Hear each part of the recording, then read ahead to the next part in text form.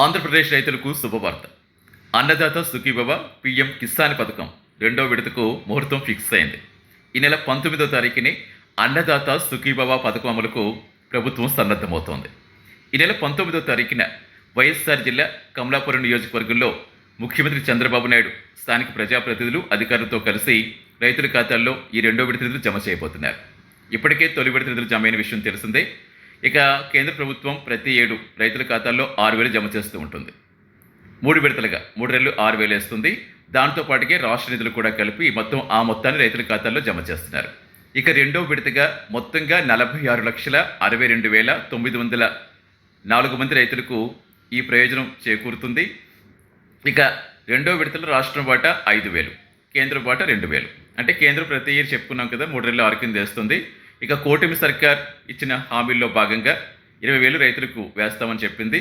ఆ 6,000 మినహా మిగతా 14,000 3 భాగాలుగా విభజించి మొదటి విడతగా 7,000 వేస్తుంది, రెండో విడతగా కూడా 7,000 వేయబోతోంది.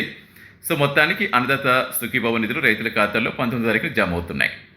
అన్నదాత సుఖీభవ పీఎం కిసాన్ పథకం కింద మొత్తంగా 3,077 కోట్లకు పైగా రైతుల ఖాతాల్లో జమ చేసేందుకు కేంద్ర రాష్ట్ర ప్రభుత్వాలు సిద్ధమైపోయాయని, ఈ మేరకు అన్ని ఏర్పాట్లు చేశామని రాష్ట్ర వ్యవసాయ శాఖ మంత్రి అచ్చెన్నాయుడు తెలిపారు.